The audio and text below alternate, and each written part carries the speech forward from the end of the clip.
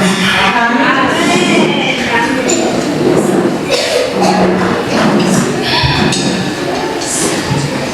Aliposikia huu wimbo umeimbwa, ni mtumishi wa Mungu mkubwa sana ambaye Tanzania tunamtegemea.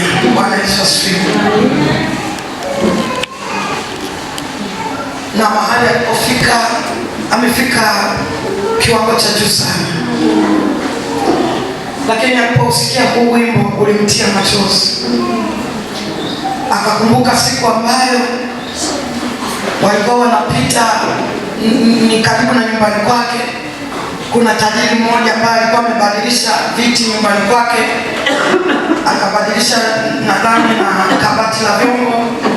Sasa baadaye yule mtu sasa ile kabati akaenda akalitupa jalalani.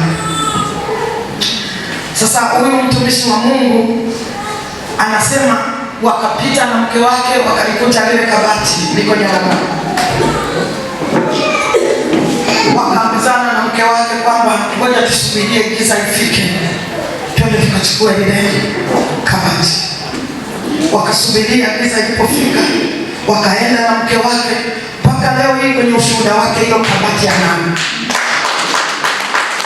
Mpaka leo hii hilo kabati analo. Ni kwa neema mpendwa, ni kwa neema. Ni kwa neema. Nasema ni kwa neema. Kama ukufanikiwa kuishi maisha ya kuokota vitu jalalani, ni kwa neema. Ni kwa neema. Leo ni mtumishi wa Mungu mkubwa. Akifika hata Mbeya, hapa Mbeya inatetemeka. Ulipoimba huu wimbo alilia machozi, akakumbuka namna alivyookota kabati jalalani. Mwimbaji anasema ulikotoka ni mbali.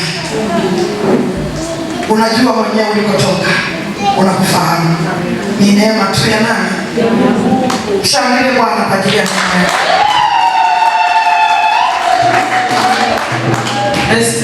Mungu awabariki. Nataka tu nilikuwa nakurudisha tu nyuma kidogo, ukumbuke tu kwamba kuna mahali umetokea. Bwana Yesu asifiwe. Usije ukamsahau Mungu.